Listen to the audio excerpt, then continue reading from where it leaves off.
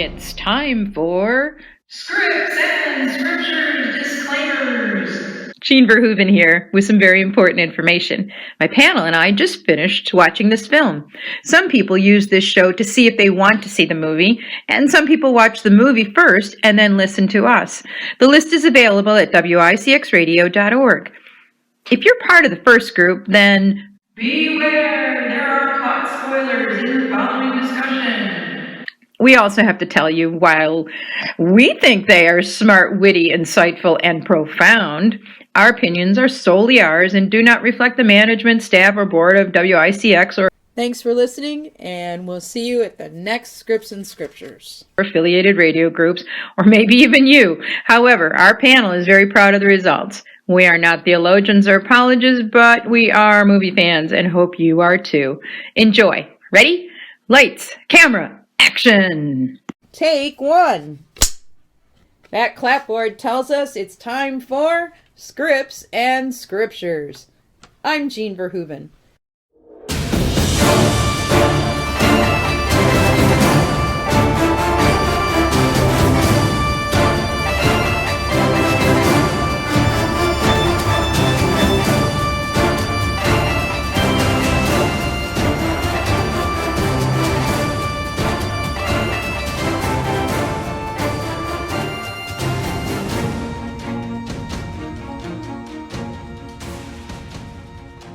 We will be watching spiritually inspired films and shows and discussing the quality, insight, value, and enjoyment. So happy tonight to welcome my panel, Susan Stevens, Charlie Saletti, Lloyd Kintz, and host of his own movie radio show, Daniel Saletti. Unplanned is a 2019 American drama and anti-abortion film written and directed by Carrie Solomon and Chuck Konzelman, and stars Ashley Bratcher, Brooks Ryan, and Robia Scott. It is based on the memoir Unplanned by Abby Johnson. The film following Johnson's life as a clinic director for Planned Parenthood and her subsequent transition to anti-abortion activism.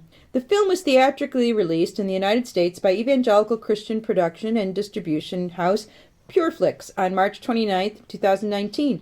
The working title was redeemed, and details of its subject were kept from the public in order to minimize protests. In the United States, Unplanned was released alongside The Beach Bum and Dumbo, and based on tracking, was projected to gross $3 to $5 million dollars from 1,060 theaters in its opening weekend. The film made $3 million on its first day, including $700,000 from Thursday night previews. It went on to debut to $6.4 million, exceeding box office projections and finishing fourth at the box office, marking the second best opening for a PureFlix film behind God's Not Dead. Deadline Hollywood said the opening was remarkable considering that the film was rated R and was boxed out from running TV spots on most major cable networks and Christian radio. It was reported that churches across the country had bought out entire screenings for the picture. In its second weekend, the film was added to 456 additional theaters for a total of 1,516 and made $3.2 million. By the end of its theatrical run, the film had grossed $21 million, and of course, that doesn't include DVDs and downloads. And it happens to be the second R-rated film that we've watched, even though they're certainly not typical R-rated films. It seemed like the Planned Parenthood agent, when she was recruiting Abby, had a pre-scripted answer for whatever Abby said. The twisted sales pitch convinces young, idealistic women that they will help limit abortions. It made sense. Is this okay? I mean, other companies push their products sometimes with what you want to hear. Is this okay? No. Okay. That settles that. Yeah, I mean, yeah, of course, she was playing on her willingness to contribute to her cause of feminism and helping people and all sorts of things that they later on we find out that Planned Parenthood is not so much about as they are about, well, making money. And they do it well. And so, yeah, it's one thing to push a product by exaggerating the claims of the benefits from the product. It's another thing to claim that you're helping humanity when you're really not. Yeah, I mean, it's it's been seen in a lot of political stunts of like one side is lying and one side is telling the truth and one side accuses the other and so forth. And also, I think because she was a young little thing, you look like a good victim, basically, without saying the word. She claimed that she wasn't interested because she was pro-life, but that didn't matter because she was a sweet little thing. So. And I noticed something else here, that this really is a high quality movie, and we're setting up something. So the opposition that we're going against, the Planned Parenthood, is not a pushover. We've got a David and Goliath situation, so we're going to see them smooth from the beginning and see how big and powerful and effective and persuasive they are. And they certainly are. How about this for a brilliant insight? Abby says this to herself when she's decided to become part of the Planned Parenthood organization. She says, never trust a decision you don't want your mom to know about. Now, I think that's the same little voice that begs you, please don't hit send on some of those emails. Could she have turned back at that point? Well, there are those times where you want to keep something a secret, and I mean, there are times where I said, should I told my mother about that? And I was second guess myself on some decisions, so definitely I think she should have kept second guessing herself or quadruple guessing herself or whatever. They instruct her on the door code, and it's 3339 or 2229, and she says, "Oh, I'm bad with numbers," and it's easy to remember. It spells out baby, B-A-B-Y. I found that so heartless and snarky. I mean, why did it have to be that? What was the motivation behind that? This was the code for the Planned Parenthood door.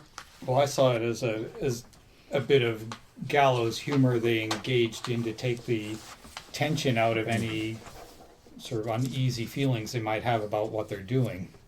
Well, I hope they had some. So, like, desensitize. Oh. Rather than actually feels truthful, they would have fetus or something. Yeah. Right? Right. But this is a way of desensitizing. Or death. Yeah, death is the other one. They had a variety of volunteers, and the volunteers had a variety of tactics there at the fence. Some were yelling and screaming, some were holding up really gross pictures of poor babies.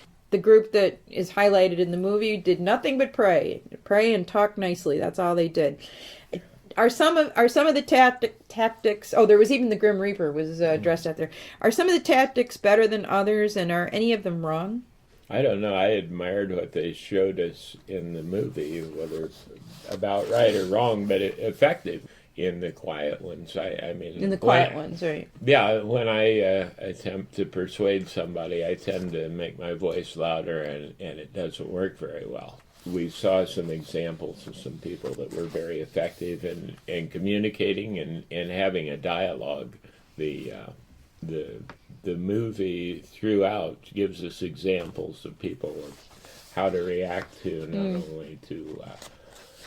not only to persuade abortion, but to help the viewer see the examples. Yeah, if you're a scared how to deal with these situations. Right, if you're a scared 18-year-old girl, somebody getting in your face and screaming murderer, right, you're going to run for that clinic just for the safety of a building, and right. And even from a Christian point of view, to stand out there and pound on your Bible and yell at people is really, it's borders on vanity, and so you're not helping them, and you're maybe hurting your own soul doing it. So maybe you shouldn't. It brings me back to those without sin. Throw the first stone. Right. Cast the first stone. Cast the first stone. Priorities. Planned Parenthood certainly had a interesting angle on things. In a similar vein, I remember I was still in high school, but I visited a friend of mine at a Catholic college, and her friend, who was probably 18 or so, was talking about her sexual encounters, and this was so liberating, and at her Catholic college. And somebody asked her, how about birth control? What are you doing there? And she replied, oh, I couldn't use that. I'm Catholic. I was stunned then, and I'm stunned now. Similarly, here, Abby couldn't let her parents know there was premarital sex going on. Instead, she got an abortion and buried the event deep into her soul. I think the quote was, she put it in a box, nailed it shut, and hid it away. Again, at her wedding, she'd rather create a disaster than embarrass her parents. Say what? Is this just Abby? Is this some of us? Is this all of us? Does something drive us to these decisions? I was thinking, why would she even stay with someone who, first thing when she told, you forgot the guy's name, that she was pregnant, he immediately said, I know a place.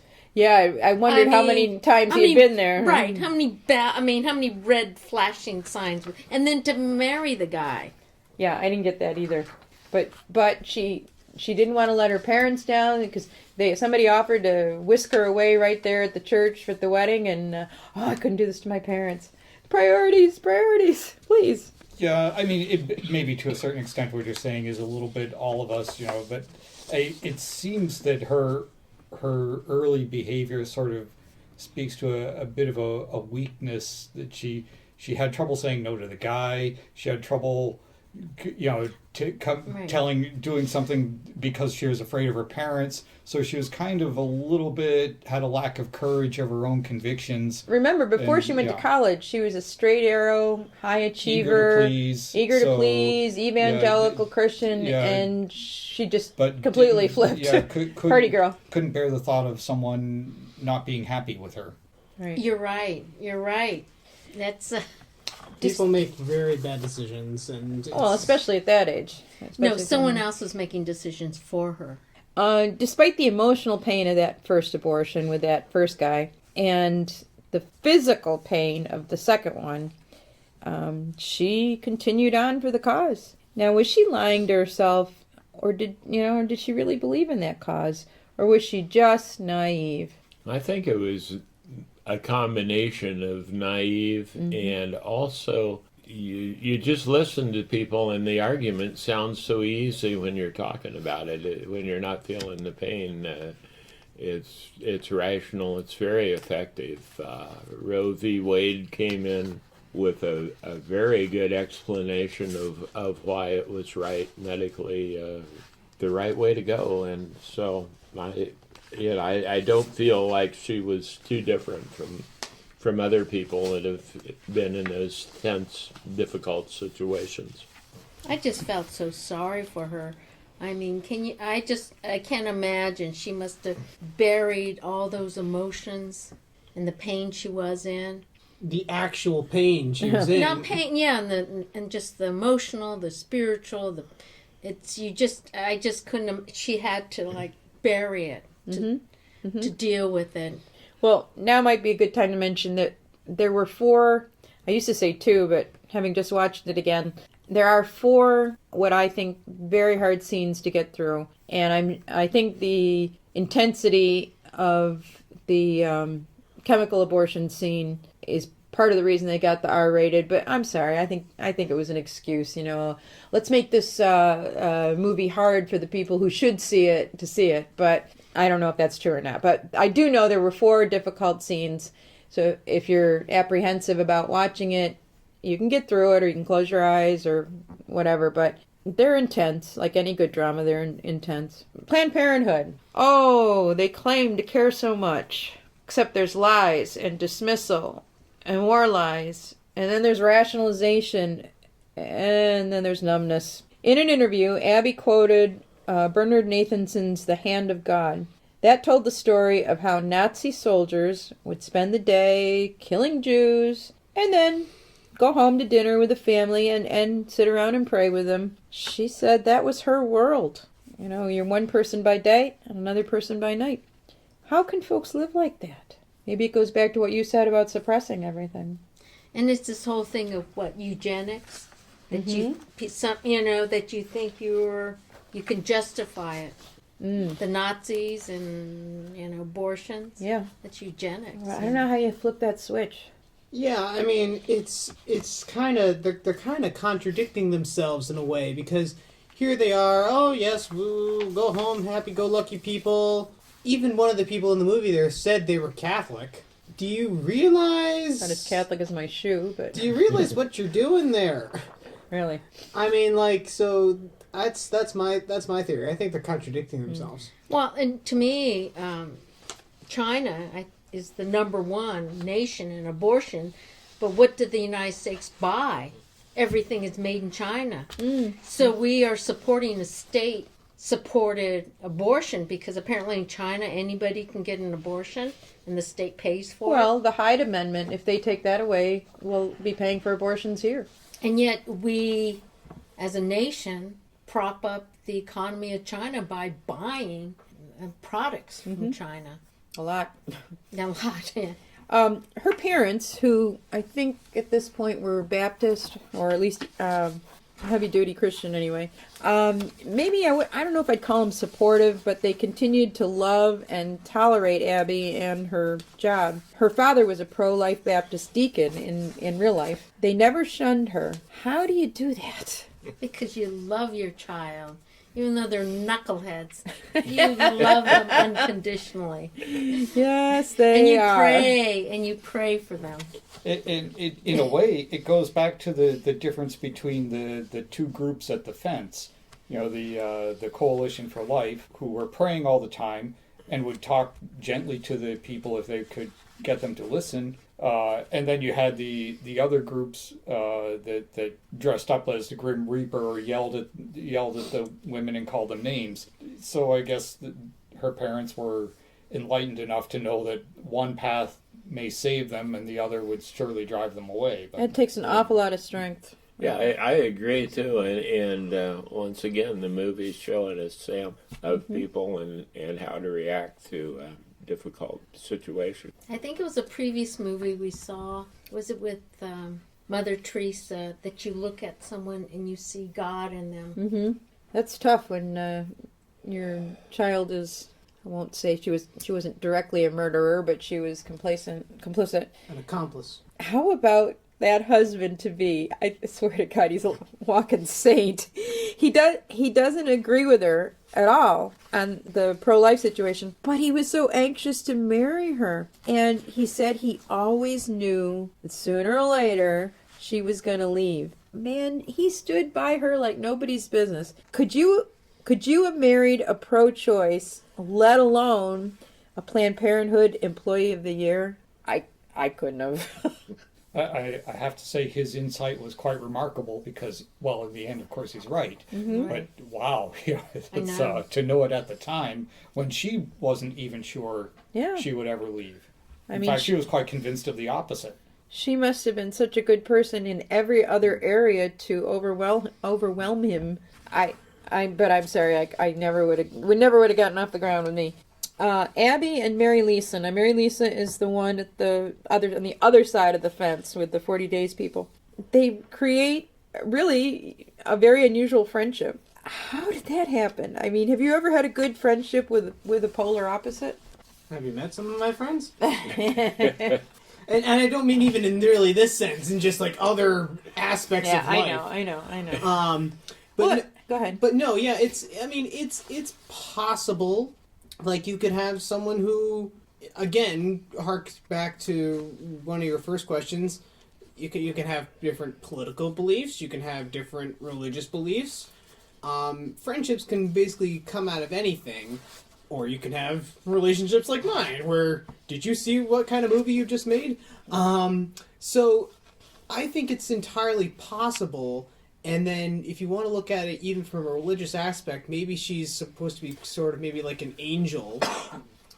And so there's maybe supposed to be like an angel and trying to gently bring her back to the opposite side, the right side. And, hey, I'm this person. Oh, okay, now we're sort of, quote, friends. Now we're actually going to be real friends. Well, after, months or years, I think, of being on the opposite sides of the fence, they would still talk about the weather. They both were getting married at the same time. They both were pregnant at the same time. Both had babies at the same time. And it was, so they were bonding kind of whether they wanted to or not, I think.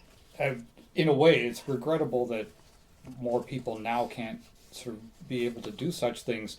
where they could speak about what they had in common. And while they had a severe disagreement, Mary Lisa certainly didn't like what Abby was doing. But that doesn't mean that she didn't like Abby, or that thought she was evil, or which is, and an awful lot of people cannot make that distinction. It's like, if they find one thing the person is doing is wrong, that person is evil, and that's it. Right. Yeah. And but Abby, and maybe to her credit, could see beyond that and say, no, what the person is doing is wrong. The person is not evil. But they met each other with open hearts. They did, Mm-hmm. yeah. And I think, my college roommate of 40 some odd years, we're polar opposites on a lot of things, but we have a history. And That we helps. had that moment of time in college, Mm-hmm. and we've gone through things during our lives, and each had our parents' death. And so even though we're polar opposite, we have a history. But now they've just met on polar, so that to me Right. is amazing. Yeah. Mary Lisa had the ability to see that Abby was really believed in what she was doing. She thought she was helping women improve their lives, get on with their life, get around a problem, put it behind them, and move on to do something else. There was real insight there, as opposed to it was never the impression that Abby was just trying to see how many abortions she could accomplish. It was Abby always wanted to make life better for the people that came in. Well, it's interesting. I'm sorry. I was on a Zoom call, and it was the Council of Churches. So they had people from different religions talk about it, and we went into small groups. Even though they're different religions, you respected them because they really believed in it, and we found commonality. So maybe even though they believed in very different things, they believed maybe in Abby in like life, and she didn't know at that time. So much of that is your upbringing. If you have different faiths in your family tree, if you just have good parents who teach you to respect no matter what, then I think that's how you approach it. But there's a Catholic radio. Here's my true confession. I have lots of friends that are polar opposites, but back when I was in like my 20s, if I found out that you were pro-choice, I couldn't even be in the same room with you. That was the one issue that I could not. I still can't comprehend the concept of it at all. But over the years, I've grown. I've learned to be more charitable and more Christian about the whole thing, and I've even known people who have had abortions, and I've not dismissed them or whatever. But way back, it was an issue I could not deal with, and I would say, don't tell me your thoughts about it, because if I find out you're pro-abortion, it's over. But yeah. So anyway, you evolve. So Abby is climbing the ladder, and she's on her way to being the youngest director and all that. So the current director says, "Come on, I want to show you something." And I didn't know if this was a test or what, but she says, "Meet me in the POC room." The receptionist, or whatever her title is, who's kind of the comic relief if there was any in the says, "Do you know what POC means?" And Abby says, "Well, products of conception." And she looks at her kind of coyly and says, "Oh, pieces of children." Why was Abby so unemotional in the POC room? She was actually fascinated. Now, this is one of those hard scenes where they show you disconnected parts, and the whole concept of this room is, of course, after you've had an abortion, they got to make sure they got everything, because if you go away and you still have, there's no nice way to say it, parts in you, that can cause infection and whatever else, could kill you, I suppose. The boss says everybody who comes in this room starts crying or runs out or whatever. Why was Abby? Because Abby was not. I mean, she was pro-choice, but she wasn't so gung-ho. I think it was more like along the lines of, wow, this is what actually it's all about.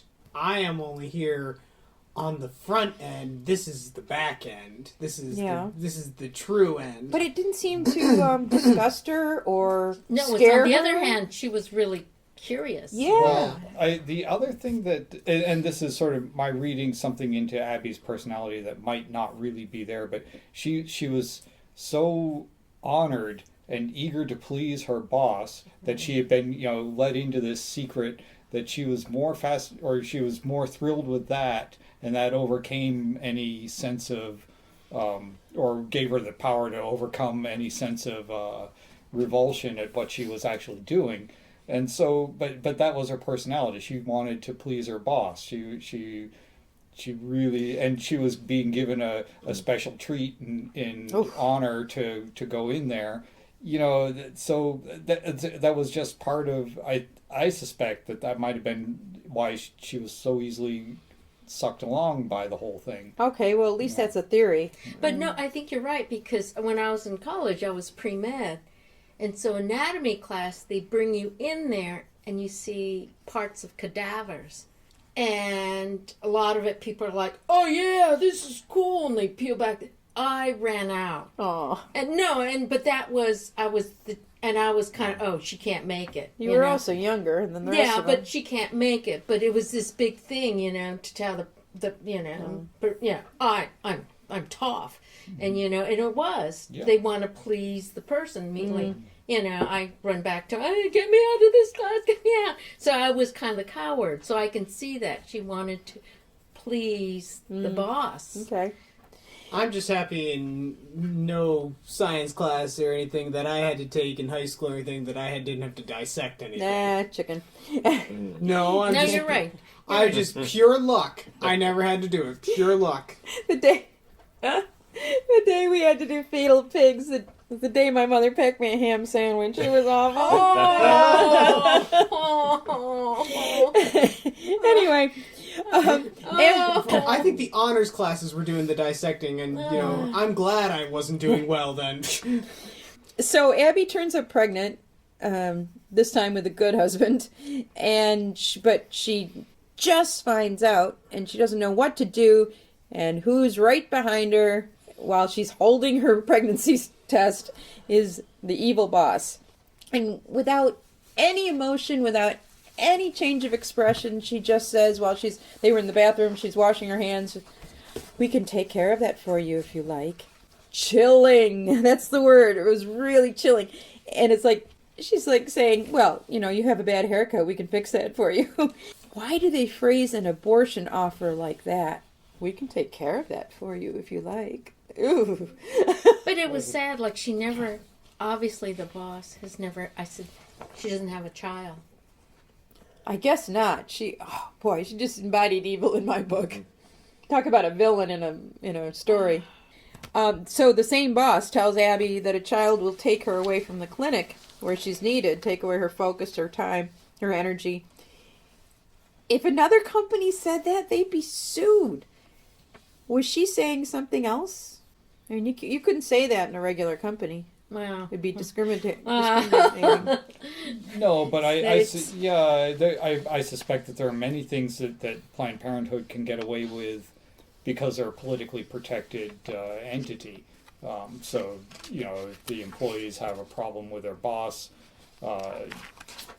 there's probably little recourse. But do you think she was saying something else, like, you're going to ruin our image if you keep your baby and flaunt it out there with all the people coming in? I maybe, but there's another scene that I think we get to where she has the opposite opinion.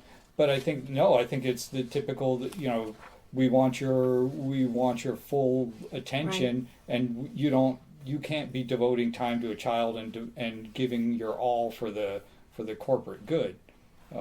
You're right. The next scene twisted again. The boss says, client seeing her pregnant will help them be more confident in their abortions. Can somebody explain that one to me? I don't get that at all.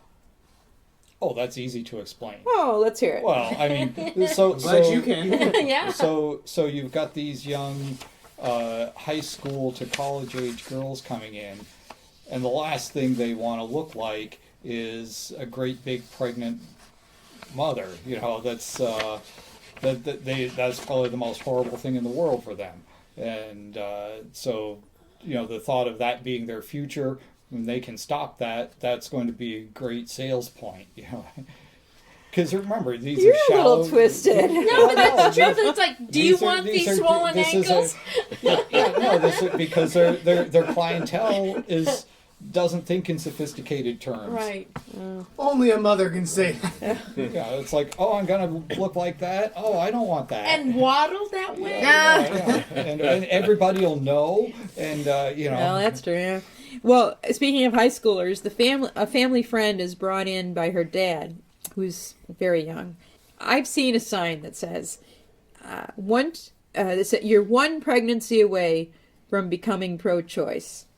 And if you think about it, it happens when it's your kid for some people. It happens when it's actually you for some others. Do you think this is true for a lot of people? True for a lot of Catholics? Oh, all that abortion stuff. Oh, that's terrible for other people, but oh my God, it's happening here in our house. We can't let anybody know. I'm older, and I grew up in a farming area, but usually it was a marriage. No matter Get how the shotgun. Get the shotgun. I mean, they were graduating from high school with a kid on them, and I mean, it was, But do you think that it's becomes a rationalization? It becomes that, well, just this once, and after all, it is our family, and we should do it, or we can do it. It's a selling point here that you become pro-choice. You will. It's just when you try it, you'll like it, or it will. Something it will like that. improve the future. It's a selling point, and this is so good about the movie that it's building these cases to show the history and convince you that it doesn't go that way. It's a very strong argument, though, that pro-choice. How do you know unless you've really improved your life by getting rid of a roadblock? So. well, I felt for the father because that daughter will never forgive the father. Well, you're a better Christian than I, because I was not forgiving him at all. I mean, Yeah, the well- daughter. Can you imagine the daughter for the rest of life? Probably My not, yeah. father Yeah. took me to this abortion clinic. But- Killed his yeah. grandchild. But No. you're right. And then I suppose it is a lot easier to just simply say, well, I no longer think it's wrong for anybody to do this, rather than admit that it was wrong for you to do it. There you go. Yeah, it's just so I'm not going to hold this against anybody, and nor am I going to hold it against myself. And maybe that's the easy way out. I'm not sure if it works, but maybe if you repeat it to yourself often enough, Really. The movie tends to focus on Abby witnessing an abortion, and that was the event that really changed everything. That's one of those 4 scenes that's really, really difficult. Was it that event, or was it like a series of strong nudges? For instance, life or death. There was the episode or the part where the family friend came in with the father, and it was a question of life or death. And they wouldn't give this kid an ambulance. They wouldn't give her a transfusion, no hospital, because they were afraid of the press. They were afraid of the protesters. And really, it was Planned Parenthood, more lies. Was this one of actually a series of turning points for her when she had to witness this and go through it? I think it was baseball. I think it was 3 strikes, because that was either maybe strike 1. There was a strike. We're going to get to some other strikes coming up now. And this was and the major point that they're focusing on, the one that they open with, and then that's focused throughout the movie at that very end point, was the third strike or the last straw or something. So I think it was a series. But I think the witnessing of the abortion, it was like she buried the trauma of having her own abortion. Mm-hmm. It was like TPS. Two. What do you call it? TPS? PTSD. PTSD, that's it. That she was reliving. Mm-hmm. She came into terms with her own abortion, and I think it just hit her. Abortions. Yeah, abortions. It hit 'Cause her. this time she saw that baby She moving saw. away from the catheter and twisting and turning to save its own life, and She saw the picture of a baby, and she said she never saw the picture right. of her own. They baby. wouldn't allow it. They wouldn't allow it. This was talk about irony. They did 38 abortions in 4 hours, which included that near-death incident, and then they had a baby shower in the office for Abby. How do you do that? It goes back to the Nazi soldiers. You know, you kill all day and you go home and have dinner with the kids. You kill all day here, and then you bring out the pink balloons and the baby bottles, and you have a baby shower. How do you, and inside a Planned Parenthood clinic, no less? How do you do that? Is it just denial? Is it just, what is it? Very, very twistedly. Or compartmentalize things. When you're going to keep your baby, it's a baby, and when you're not going to keep your baby, it's a fetus. And this baby, you know, that she was keeping this baby, so I don't know. That really, it just took my breath away to see that. It again shows that they're contradicting themselves. Mm. So, I mean, guys, you can't keep doing that. Yeah. Choose one way or the other.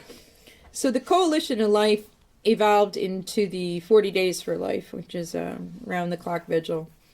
It's done, I know it's done during Lent. I don't know if it's done during other times of the year or not. But this was the first one. And do you think that this format of being there 24 hours a day for 40 days, holding candles at night, was this format more effective with the patients? Was it more effective with the Planned Parenthood staff? Was it more effective with the pro-lifers themselves? And why do you think so? A little bit of all, I think, because it was affecting everybody. Because it was affecting the the 40 Days people, because they started this whole new organization, and it gave a little bit of a new new look for the Planned Parenthood people, because they thought, oh, maybe it's a new threat, and then... Yeah, they were getting madder about it. And then it was a new look for the people going in there, saying, oh, wait, what are these people for? And so I think it was a little bit of everything. But it was interesting because, you know, later on toward the end of the movie, I hope I don't unveil anything, but Spoiler. We're full of spoilers. We hear one of the who was it that starts the 40 Days for Life? Sean. He says that, there were many times out there when he really wondered whether they were doing any good at all, and they were mostly praying.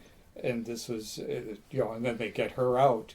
And so, maybe it jackpot. Maybe it was the prayer that did some good, and they just, you don't see that it's doing any good while you're doing it.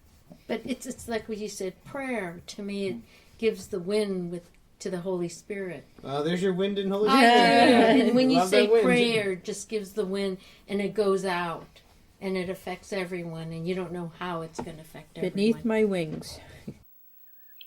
Join us next time on Scripts and Scriptures for Part 2 of Unplanned. Here's a bonus feature from my other show, Verhoeven's Sake. Enjoy. Eartha Kitt, Jesse Jackson, Kelly Wright, Faith Daniels, Janet Sheen, that's Mrs. Martin Sheen, Ethel Waters, Miss Pennsylvania 2014, Frederick Douglass from my hometown, and Baby Boy Christie. All children, all beloved children, all successful children. Finally, all children of rape. This is Jean Verhoeven.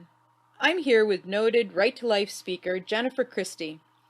Jennifer, all those on this list had a mother like you. You were living a pretty normal life when I guess the rug was just pulled right out from under you. Could you give us a brief recollection of what happened? Sure.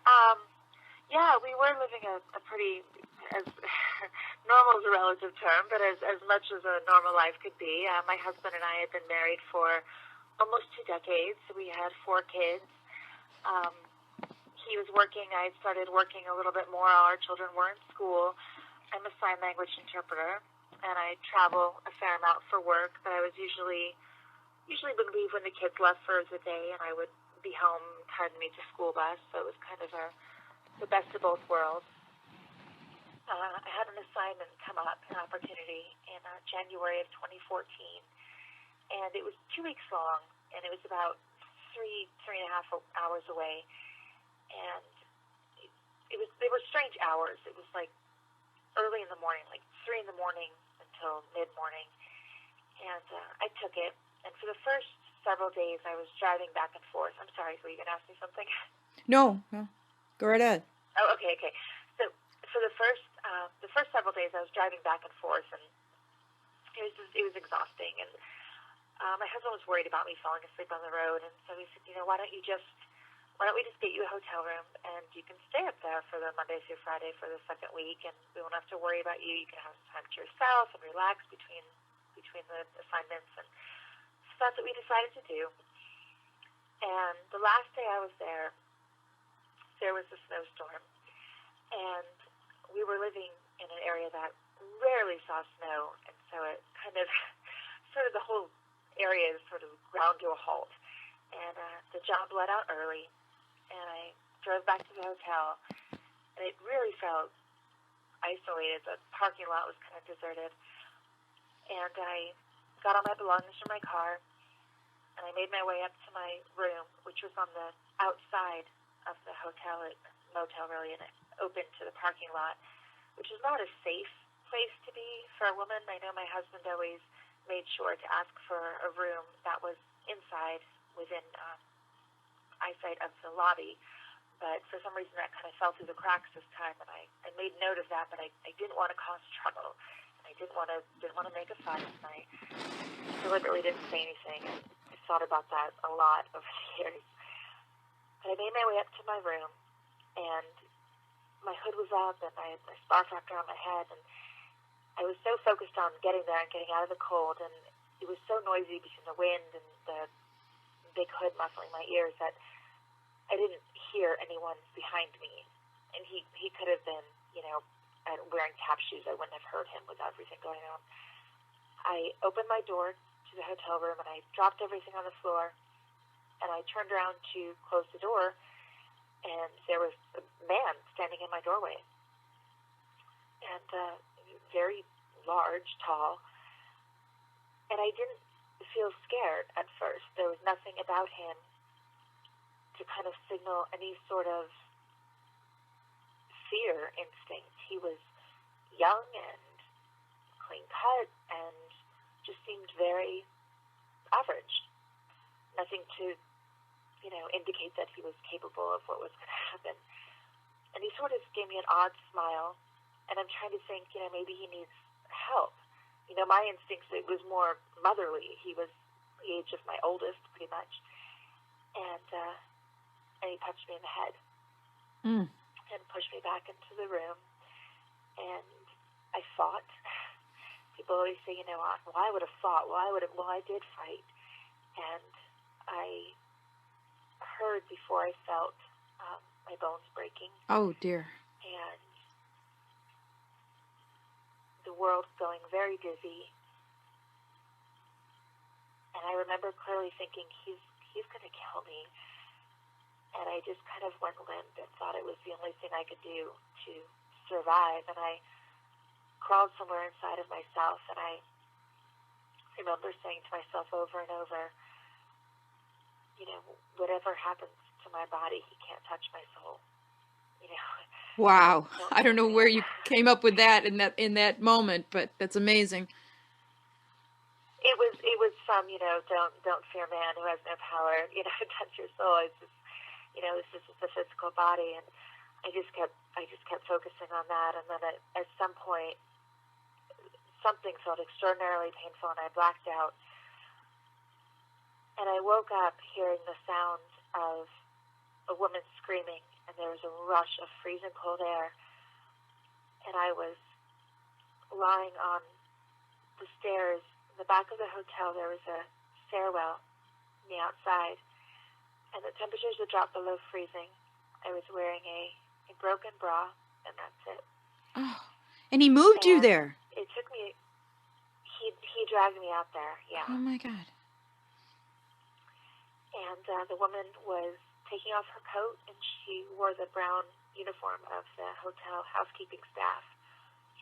And she was putting her coat around me, and she was kind of crooning at me in Spanish, and she was absolutely distraught. And it took me a minute to figure out why I was there. Mm-hmm. I remember kind of putting my hands up to lift myself up, and I was hurt, and I couldn't move, and I put my hands up to my face, and I saw that my nails were all broken off, and my hand had blood on it. I was taken to the hospital, and I was treated for some fractured ribs and had a brain bleed that would give me a seizure disorder, which I still have, Oh, gee. and a few broken fingers, and some internal damage, which we didn't quite know the extent of until really the next few years. I had my 4th surgery in November to try to repair some of the internal damage that was done. This past November. Yeah. Wow. Okay. Yeah. Pretty major surgeries, and we really, the kind of things that happened are not things that doctors usually see here, and so they weren't quite sure how to handle everything without completely kind of turning my world upside down. They did their best. I don't want to get graphic, because I don't like women to have certain images in their heads, so I'm really careful about how much I say. But Well, we thank you for that, but it's amazing. It was pretty brutal. So in the aftermath, I was not coping well. My husband and I were kind of trying to figure out how to move on together. He had his own issues to work through, and while trying to be, a strong support for me and not show how upset he was, but I could hear him crying, and I could hear him in the shower, like punching the walls, and it was a very dark time. Well, I was jumping at shadows. oh yeah, but I mean, you don't just carry physical scars; you carry mental scars and emotional scars, and it's not just you. It affects more than you and more than the potential baby. Absolutely, it does. And yeah, well, and not just my family either. I remember speaking to a detective a few years later who was there, and he just said, yours is a situation, like, we just never forgot it. Like, we still talk about it, like, the way you were found and the way you were there. He said it just really strongly, we are fathers and husbands, and it just really impacted us.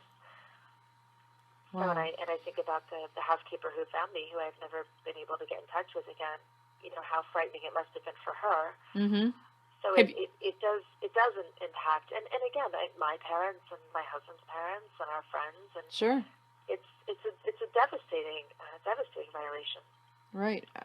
And Unbelievable. emotionally, I think largely long after the traumatic brain injury had kind of settled, and my bones had knit together, I was not the same person, and the world was not the same. Well, talk about, post-trauma stress disorder. That if you don't carry that, you certainly deserve to. If that's the right way to put it. Yeah, no, there are definitely things about my life that were not there before. I can't sit in a doctor's office with the door closed and there's only one escape route and it's in front of me and someone could come in things Sure. like that. I'm hyper vigilant. I need to see an escape route if I'm in a restaurant. I size up every man I see as a potential threat. And I never used to do that. If someone comes up my driveway and I don't recognize them, I freeze, and there's some moments of terror there. I can't be surprised. Even one of my little boys, if they come up behind me, and catch me off guard, my fists clench and my heart stops, and I have that hyperventilating, and so my family knows to make Right. noise when they come in the house. Yeah. Well, So now, do you think in terms of your life as like before the rape and after the rape, or before the baby and after the baby, or is there no disconnection in the emotional timeline? No, there is. The baby I don't really connect with the assault. He was a different thing in my heart. Uh-huh. But there's definitely a before and after the rape. Okay. I'm definitely not the same person. I think in a lot of ways, we've become better. I've become a stronger person than I ever thought possible. Mm-hmm. I've become more compassionate, more aware of the world in both good and bad ways. Right. So it's not that I've become jaded and hard and bitter and all these different things that could have happened. But I'm definitely not entirely the same woman that I was, for better or worse. Well, that's probably the first miracle, that you're not embittered and hateful and so forth. So, can you tell us what you found out? Like, it was about a month after, wasn't it? Yeah, about 5 weeks after, I was scheduled to work to do an interpreting job on a cruise, and when I tell this story, I can hear in my head, it makes it sound like I was always away, and that wasn't the case. This is like the fourth cruise I've done in my 20-year career. Mm-hmm. But it had been scheduled for like months in advance, and I was requested specifically, and I was one of 4 interpreters. There was a huge deaf group, and it was like a big deal, and they were flying me to the port and across the country, and it would not be an easy thing to back out of. And Jeff and I kept discussing it, like, this is a bad time, but Wait. physically, and the more... You're saying in 5 weeks ahead. you were back on your feet and able to go to work after all the physical and emotional injuries? That's amazing. Yeah, not really. Oh, okay. I was not prepared. I was going to, but I was not well prepared. I mean, I was okay enough that I was moving around. You know, I was getting around. I could function. I was in pain, but I mean, when you fracture your ribs, you're not supposed to stay in bed. I mean, you're encouraged to move a lot. So I've been doing a lot of moving. I've been doing a lot of work. As far as my brain bleed didn't require surgery, it was one that absorbed, but I had to be in darkness a lot. There was a lot of rest. There was a lot of trauma. There was a lot going on, but this was something that I kept putting off. Jeff was like, we need to call and let them know that you're canceling. And I was like, no, I can't yet. And so by the time it came, like, to the time to go, I was okay enough, and I felt like, this was kind of an argument, but I felt like I could do it. I felt like I could go. And I had been pretty much hiding in the house and isolated, and Jeff was like, if you feel up to going, then maybe you should. Like, maybe you should get out of your head a little bit, because I wasn't doing well emotionally. I wasn't eating or sleeping, and it was like, maybe it would be good for you to be somewhere where you're busy all the time, you're with people all the time, so if you feel like you can do it physically. And I kind of fudged that. I was like, yeah. I did not feel quite up to it. I was having a lot more headaches than I was willing to admit. I was having a lot more of kind of blackout spells, like consciousness, but part of my vision would go black, things like that. You know, this is very good for people to hear, because I think, you know, you hear someone gets raped, and of course your heart goes out to them in the moment. You say, isn't that terrible? And then in the observer's mind, it's over and done with, but it's not over and done with on many different levels, obviously. No, obviously not. I said something in an interview once. I said, like, I feel bad, like I feel it's 4 years. I'm still having flashbacks sometimes. I still have bad dreams. And I said, I feel like I should be over it. And someone came up to me later. She said, I heard your interview, and shit, it's been 30 years for me, and I still have flashbacks. Oh, dear. She's like, I don't mean to discourage you. And I thought, wow. Like, that just goes to show what a powerful... I was afraid you were going to tell me they told you to, just snap out of it. Thank God it wasn't that. No, I do encounter some of those people who are like, you're living in a victim mentality, and I'm like, no, I'm really not. Right. Not at all, actually. But it's just a reality. But so I went on this cruise, and it was just bad from the start. I was not ready.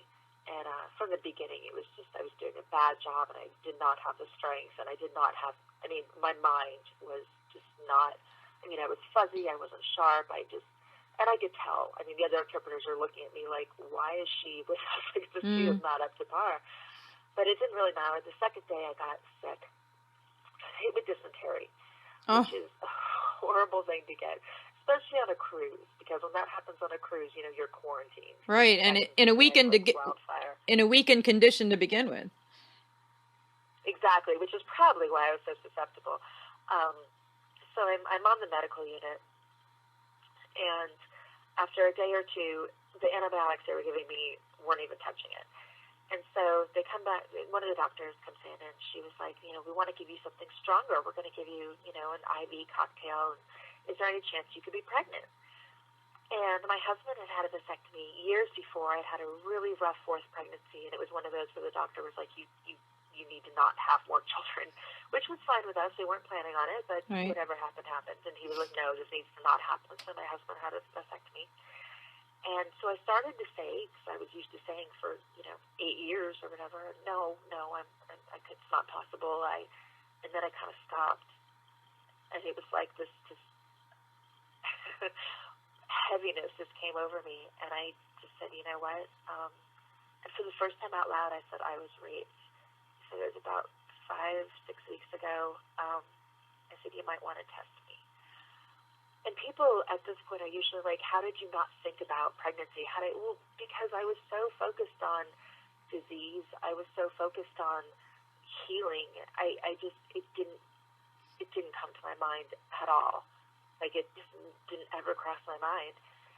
And so I took the pregnancy test, and there was that second line. And the doctor was like, let's take another one. Like, maybe it's not. She was very young, and I was thinking, I've taken so many pregnancy tests in my life. Right. Those second lines don't go away, but okay, I'm humoring her at this point, because she just looks more nervous than I do. And so we take the second test, and this time the line seemed a little stronger to me. It's like, Gee. like I will not be ignored, And I was like, I have to call my husband. And she's like, well, wait, we need to make a stop now, because you've been really sick and you've been in pain. And I wasn't in a lot of pain. And she said something could be wrong. There could be an obstruction. Something could have happened during the rape. The baby could be, in the fallopian tube. And you're going to be with us another week. We need to make sure everything's okay. So let's pull off or pull into the car. It's not that easy. But let's make a stop and get you an ultrasound. So I waited on telling my husband, and in 24 hours, we had stopped at Cartagena, Colombia, where I could get an ultrasound. Okay. Thanks for listening, and we'll see you at the next Scripts and Scriptures.